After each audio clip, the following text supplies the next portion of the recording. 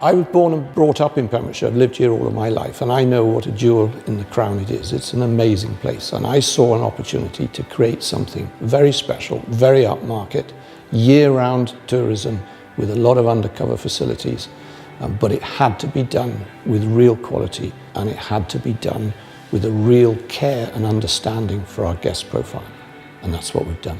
Well, there was nothing here to start with. The only building on this whole site was an 800-year-old ruined church. We have built everything else. We built all the infrastructure, we built the village, and we built half of the accommodation base that we now have.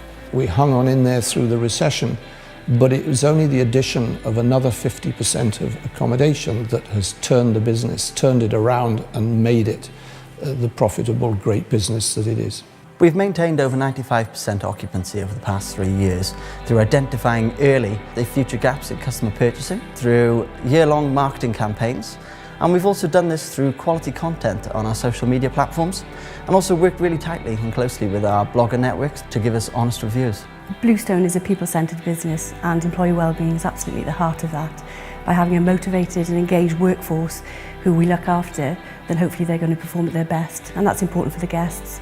If we've got happy staff, we've got happy guests, and that's really good for business. I think that Bluestone really values its staff. It genuinely is a company that wants all of its staff to reach its potential, so it invests a lot in the training.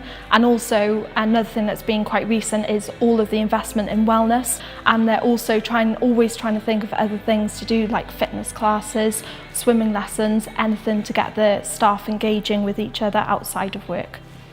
To develop a really good employee engagement programme, first of all, you need to listen to your staff. And once you do that and you get some feedback, you can start to develop a plan around the things that are important for the staff to ensure that they're motivated, their frustrations are being addressed, and you can really focus on things that will help them to perform really well in work. The most important thing is forward planning.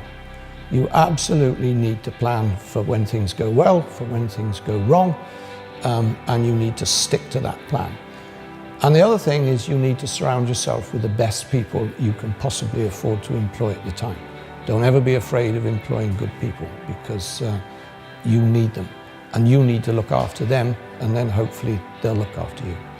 The proudest thing for me is the group of people that work here. They are the greatest asset that this business has.